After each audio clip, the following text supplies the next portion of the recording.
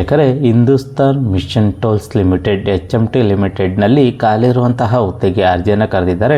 ಇದು ಕೇಂದ್ರ ಸರ್ಕಾರದ ಸಂಸ್ಥೆಯಾಗಿದ್ದು ಈ ಸಂಸ್ಥೆಯಲ್ಲಿ ಖಾಲಿರುವಂತಹ ಹುದ್ದೆಗೆ ಅರ್ಜಿಯನ್ನು ಕರೆದಿದ್ದಾರೆ. ಹಾಗಾದರೆ ಎಷ್ಟು ಹುದ್ದೆಗೆ ಅರ್ಜಿಯನ್ನು ಕರೆದಿದ್ದಾರೆ, ಎಜುಕೇಷನ್ ಏನಾಗಿರಬೇಕು, ಮಿತಿ ಏನು, ಅಪ್ಲೈ ಮಾಡೋದು ಹೇಗೆ, ಸಂಪೂರ್ಣ ಮಾಹಿತಿ ನಿಮಗೆ ತಿಳಿಸ್ಕೊಡ್ತೀನಿ. ವಿಡಿಯೋ ಸ್ಕಿಪ್ ಮಾಡ್ದಂಗೆ ಪೂರ್ತಿ ವಿಡಿಯೋವನ್ನು ನೋಡಿ. ವೀಕ್ಷಕರೇ, HMT limited Hindustan machine tools limited ಇದು ಭಾರತ ಸರ್ಕಾರದ ಒಂದು ಉದ್ಯಮವಾಗಿದ್ದು ಈ ಒಂದು ಇಲಾಖೆಯಲ್ಲಿ ಖಾಲಿರುವಂತಹ 12 ಹುದ್ದೆಗಳಿಗೆ ಅರ್ಜಿಯನ್ನು ಕರೆದಿದ್ದಾರೆ. ಹಾಗಾದರೆ ಯಾವೆಲ್ಲ ಹುದ್ದೆಗಳು ಅಂತೇಳಿ ವಿವರವಾಗಿ ನಾವು ನೋಡೋದಾದರೆ, ಡೆಪ್ಟಿ ಮ್ಯಾನೇಜರ್ ಫೈನಾನ್ಸ್ ವಿಭಾಗದಲ್ಲಿ 9 ಹುದ್ದೆಗೆ ಅರ್ಜಿಯನ್ನು ಕರೆದಿದ್ದಾರೆ. ಅದೇ ರೀತಿ ಆಫೀಸರ್ ಕಂಪನಿ ಸೆಕ್ರೆಟರಿ ವಿಭಾಗದಲ್ಲಿ 1 ಹುದ್ದೆಗೆ ಅರ್ಜಿಯನ್ನು ಕರೆದಿದ್ದಾರೆ. ಅದೇ ರೀತಿ ಆಫೀಸರ್ ಲೀಗಲ್ ವಿಭಾಗದಲ್ಲಿ 1 ಹುದ್ದೆ ಹಾಗೂ ಹಿಂದಿ ಆಫೀಸರ್ ವಿಭಾಗದಲ್ಲಿ 1 ಹುದ್ದೆಗೆ ಅರ್ಜಿಯನ್ನು ಕರೆದಿದ್ದಾರೆ.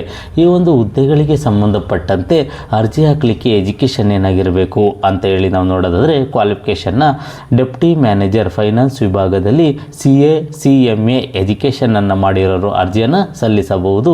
ಅದೇ ರೀತಿ ಆಫೀಸರ್ ಕಂಪನಿ ಸೆಕ್ರೆಟರಿ ವಿಭಾಗದಲ್ಲಿ ಗ್ರ್ಯಾಜುಯೇಷನ್ ಆಗಿರೋರು ಹುದ್ದೆಗೆ ಅರ್ಜಿಯನ್ನು ಸಲ್ಲಿಸಬಹುದು.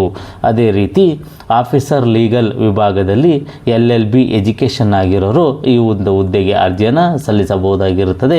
ಹಿಂದಿ ಆಫೀಸರ್ ವಿಭಾಗದಲ್ಲಿ ಪೋಸ್ಟ್ ಗ್ರ್ಯಾಜುಯೇಷನ್ MA ಎಜುಕೇಷನನ್ನು ಮಾಡಿರೋರು ಈ ಹುದ್ದೆಗೆ ಅರ್ಜಿಯನ್ನು ಸಲ್ಲಿಸಬಹುದಾಗಿರುತ್ತದೆ. ಅದೇ ರೀತಿ ಡೆಪ್ಟಿ ಮ್ಯಾನೇಜರ್ ಫೈನಾನ್ಸ್ ವಿಭಾಗದಲ್ಲಿ ಅರ್ಜಿಯನ್ನು ಸಲ್ಲಿಸಲಿಕ್ಕೆ ವಯೋಮಿತಿ ಏನಿರಬೇಕು ಅಂತೇಳಿ ನಾವು ನೋಡಿದರೆ 35 ವರ್ಷದೊಳಗಡೆ ಇರೋರು ಅರ್ಜಿಯನ್ನು ಸಲ್ಲಿಸಬಹುದು. ಅದೇ ರೀತಿ ಆಫೀಸರ್ ಕಂಪನಿ ಸೆಕ್ರೆಟರಿ ವಿಭಾಗದಲ್ಲಿ 30 ವರ್ಷದೊಳಗಡೆ ಇರೋರು ಅರ್ಜಿಯನ್ನು ಸಲ್ಲಿಸಬಹುದಾಗಿರುತ್ತದೆ. ಮತ್ತು ಅದೇ ರೀತಿ ಆಫೀಸರ್ ಲೀಗಲ್ ಹಿಂದಿ ಆಫೀಸರ್ ವಿಭಾಗದವ್ರಿಗೂ ಸಹ 30 ವರ್ಷದೊಳಗಡೆ ಇರೋರು ಅರ್ಜಿಯನ್ನು ಸಲ್ಲಿಸಬಹುದಾಗಿರುತ್ತದೆ. ಮತ್ತು ಈ ಒಂದು ಹುದ್ದೆಗಳಿಗೆ ಸಂಬಂಧಪಟ್ಟಂತೆ ಒಂದು ವಯೋಮಿತಿ ಸಡಿಲಿಕೆ ಇರುತ್ತೆ ಅಂತೇಳಿ ಒಂದು ಮಾಹಿತಿಯನ್ನು ನೀಡಿದ್ದಾರೆ.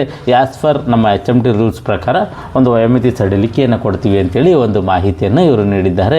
ಅದೇ ರೀತಿ ಈ ಒಂದು ಅರ್ಜಿಯನ್ನು ಸಲ್ಲಿಸಲಿಕ್ಕೆ ಅಪ್ಲಿಕೇಶನ್ ಫೀಸ್ ಏನಿರುತ್ತೆ ಅಂತೇಳಿ ನಾವು ನೋಡಿದ್ರೆ, PWD ಅಭ್ಯರ್ಥಿಗಳಿಗೆ ಯಾವುದೇ ರೀತಿಯ ಅರ್ಜಿ ಶುಲ್ಕ ಇರುವುದಿಲ್ಲ, ಫ್ರೀಯಾಗಿ ಅರ್ಜಿಯನ್ನು ಸಲ್ಲಿಸಬಹುದಾಗಿರುತ್ತದೆ.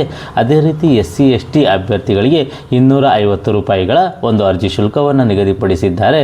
ಅದೇ ರೀತಿ ಜನರಲ್ EWS ಅಥವಾ OBC ಅಭ್ಯರ್ಥಿಗಳಿಗೆ 750 ರೂಪಾಯಿಗಳ ಒಂದು ಅರ್ಜಿ ಶುಲ್ಕವನ್ನು ನಿಗದಿಪಡಿಸಿದ್ದಾರೆ.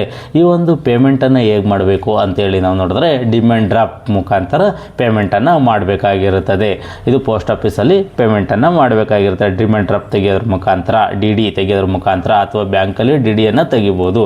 ಅದೇ ರೀತಿ ಸೆಲೆಕ್ಷನ್ ಪ್ರೋಸೆಸ್ ಯಾವ ರೀತಿ ಇರುತ್ತೆ ಅಂತೇಳಿ ನಾವು ನೋಡಿದ್ರೆ, ಮೆರಿಟ್ ಲಿಸ್ಟನ್ನು ಮಾಡ್ತಾರೆ, ಎಕ್ಸ್ಪೀರಿಯೆನ್ಸನ್ನು ನೋಡ್ತಾರೆ ಮತ್ತು ಇಂಟರ್ವ್ಯೂಗೆ ಕರೀತಾರೆ.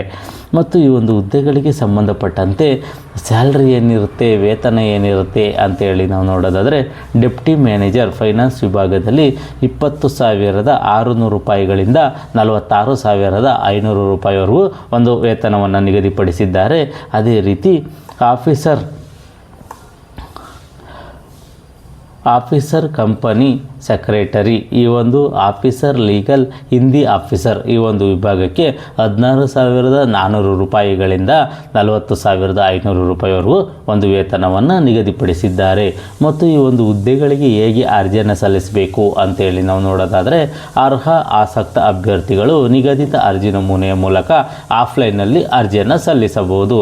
ಅರ್ಜಿದಾರರು ಅರ್ಜಿ ನಮೂನೆಯನ್ನು ಸಂಬಂಧಿಸಿದ ಸ್ವಯಂ ದೃಢೀಕರಿಸಿದ ದಾಖಲೆಗಳೊಂದಿಗೆ ಈ ಒಂದು ನೋಟಿಫಿಕೇಷನಲ್ಲಿ ಒಂದು ಅರ್ಜಿ ನಮೂನೆಯನ್ನು ಕೊಟ್ಟಿದ್ದಾರೆ, ಅಪ್ಲಿಕೇಶನ್ ಫಾರಮನ್ನು. ಅದನ್ನು ಪ್ರಿಂಟೌಟ್ ಹಾಕ್ಕೊಂಡು ಅದರಲ್ಲಿ ಕೇಳಿರೋ ಎಲ್ಲ ದಾಖಲೆಗಳನ್ನು ವಿವರವಾಗಿ ಬರೆದು ಅದಕ್ಕೆ ಕೇಳಿರುವ ದಾಖಲೆಗಳನ್ನು ಅಟೆಸ್ಟನ್ನು ಮಾಡಿ ಎಲ್ಲ ದಾಖಲೆಗಳಿಗೂ ಸ್ವಯಂ ಸಿಗ್ನೇಚರನ್ನು ಮಾಡಿ ಈ ಒಂದು ಅಡ್ರೆಸ್ಗೆ ಕಳಿಸ್ಕೊಡ್ಬೇಕಾಗಿರುತ್ತದೆ. ಯಾವ ಅಡ್ರೆಸ್ಸು? ವ್ಯವಸ್ಥಾಪಕರು, ಕಾರ್ಪೊರೇಟ್ ಮಾನವ ಸಂಪನ್ಮೂಲ, HMT ಲಿಮಿಟೆಡ್, ನಂಬರ್ 59 HMT ಭವನ, ಬಳ್ಳಾರಿ ರಸ್ತೆ, ಬೆಂಗಳೂರು 560032 ಈ ಒಂದು ಅಡ್ರೆಸ್ಗೆ ಕಳಿಸ್ಕೊಡ್ಬೇಕಾಗಿರುತ್ತದೆ.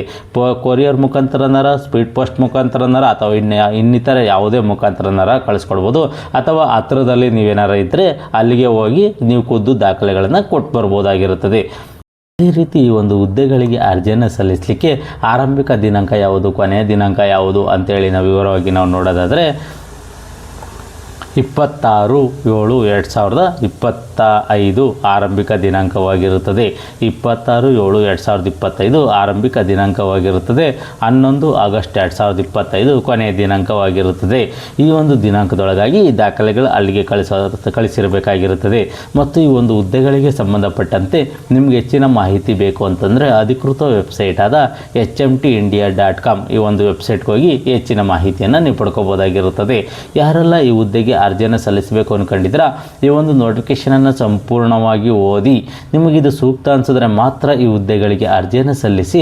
ಅರ್ಜಿಯನ್ನು ಹಾಕಲಿಕ್ಕೆ ಕೊನೆಯ ದಿನಾಂಕವರೆಗೂ ಕಾಯೋಕೆ ಹೋಗ್ಬಿಡಿ. ಯಾಕೆಂದರೆ ತಾಂತ್ರಿಕ ಕಾರಣಗಳಿಂದ ಅಥವಾ ಇನ್ಯಾವುದೇ ಅಡಚಣೆಗಳಿಂದ ಅರ್ಜಿ ಸಲ್ಲಿಸಲಿಕ್ಕೆ ವಂಚಿತರಾಗ್ಬೋದು. ಮುಂಚಿತವಾಗಿ ಅರ್ಜಿಯನ್ನು ಸಲ್ಲಿಸಿ. ಈ ಒಂದು ಮಾಹಿತಿ ಇಷ್ಟವಾದರೆ ಸಬ್ಸ್ಕ್ರೈಬ್ ಮಾಡಿ, ಶೇರ್ ಮಾಡಿ, ಲೈಕ್ ಮಾಡಿ.